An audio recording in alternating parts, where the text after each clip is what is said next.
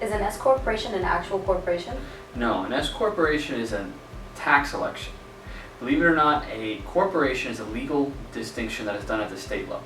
So a corporation, even an LLC, can be an S corporation because it is basically to be taxed as an S corporation. And the whole purpose of that is if you meet the requirements, you can get certain tax benefits.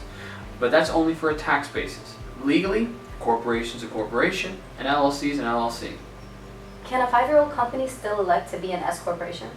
Absolutely. In fact, any company at any time can elect to be treated as an S corporation.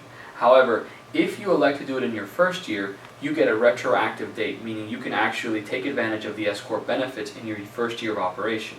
However, after you file a tax return in your first year, the S corporation status can only take effect in the following year after you elect.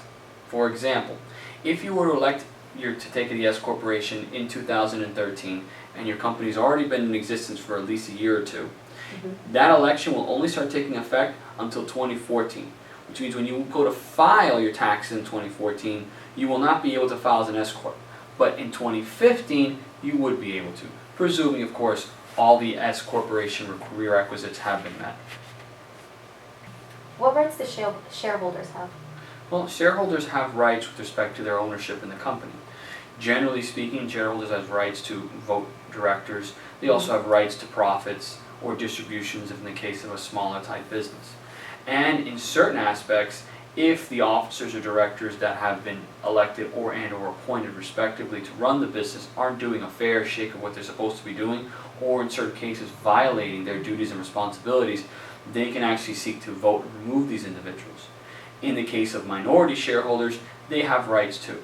Even if they don't have the voting rights, they have what are known as derivative actions that they could file against the company if they feel that the company or the majority shareholders are not doing what's in the best interest of the company.